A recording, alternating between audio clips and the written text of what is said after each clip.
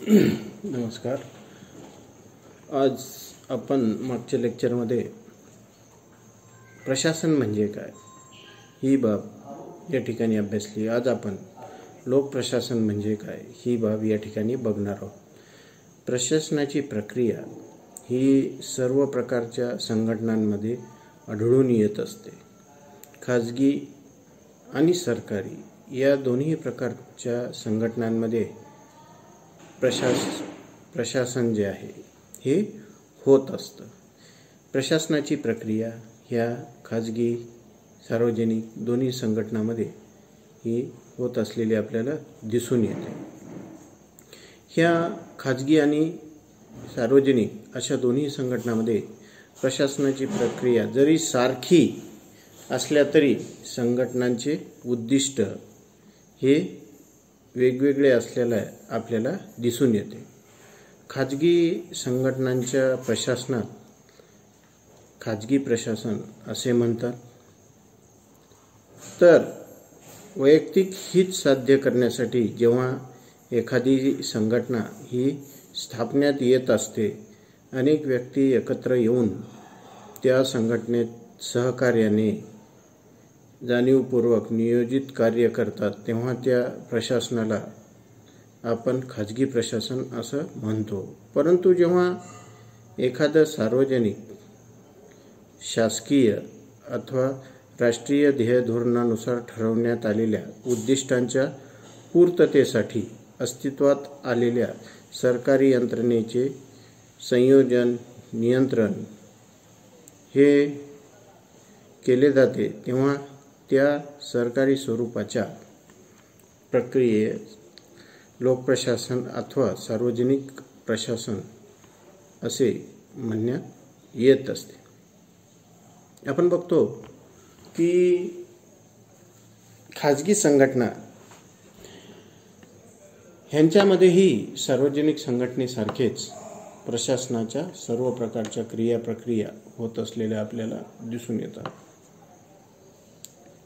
ह्या जरीही सारख्या असल्या तरीसुद्धा या ठिकाणी एक बाब लक्षात घेतली पाहिजे की त्या खाजगी संघटनेचा उद्देश हा वैयक्तिक हित, वैयक्तिक लाभ हा असतो.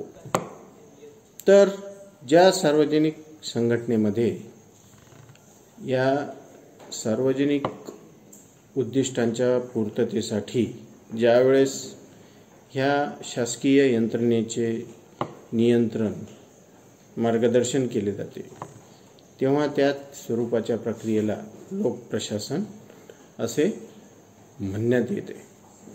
लोकप्रशासन म्हणजे या ठिकाणी आपल्याला आज बघायचे आहे.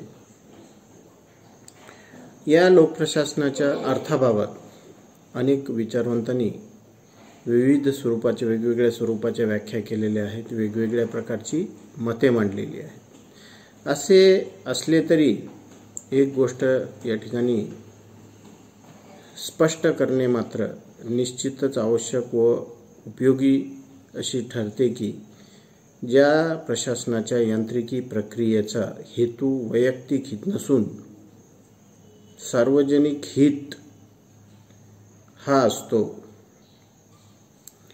असा लोकहित साध्य करणारी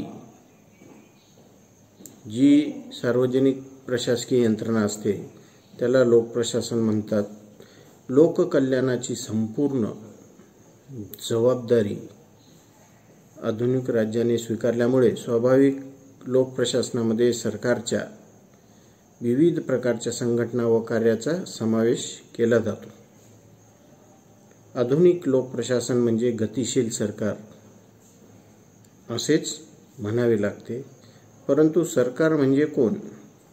सरकारच्या 3 शाखा आहेत. या एक कायदेमंडळ, कार्यकारी मंडळ, न्यायमंडळ. त्याचबरोबर सरकारचे 3 स्तर सुद्धा या ठिकाणी विचारात घ्यावे लागेल. केंद्र सरकार, राज्य सरकार, स्थानिक सरकार. अशा प्रकारच्या ह्या शासनाचे 3 प्रकार आणि 3 पातळ्या असलेल्या आपल्याला दिसून येतात.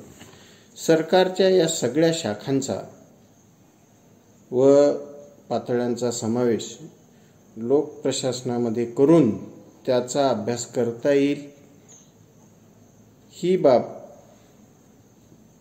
या ठिकाणी विचारवंतांमध्ये मतभिन्नता निर्माण करणारी आपल्याला दिसून येते. काहींना या सरकारच्या 3 शाखांचा म्हणजेच कायदे मंडळ, कार्यकारी मंडळ, न्याय मंडळ तसेच शासनाच्या 3ही स्तराचा समावेश जो आहे तो ह्या लोकप्रशासनामध्ये करावा असे मत काही विचारवंतांचे असलेले दिसून येते. तर ही बाब अनेक विचारवंतांनी शक्य नसल्याचे आपले मत या ठिकाणी व्यक्त केले आहे. ह्या सर्वच बाबींचा शासनाचे 3 प्रकार, 3 स्तर ह्यांचा जर समावेश हा लोकप्रशासनामध्ये केला तर लोकप्रशासन याचे अध्ययन अथवा लोकप्रशासन समजून घेणे, लोकप्रशासनाला कार्य करणे ही बाब मोठी कठीण अशी होऊन बसेल असे काही विचारवंतांचे मत आहे. तर काही विचारवंत हे मानतात की लोकप्रशासनामध्ये शासनाच्या ह्या 3ही प्रकाराचा समावेश करण्यात येऊ नये. केवळ लोकप्रशासन हे शासनाच्या कार्यकारी शाखेशी संबंधित असल्याकारणाने लोकप्रशासनामध्ये केवळ कार्यकारी शाखेचा समावेश करण्यात यावा. या लेखकांना लोकप्रशासन कार्यकारी मंडळापुरतेच सीमित राहावे असे त्यांना वाटते. लोकप्रशासनाच्या ह्या दृष्टिकोनाला संकुचित दृष्टिकोन असे म्हणण्यात येतो.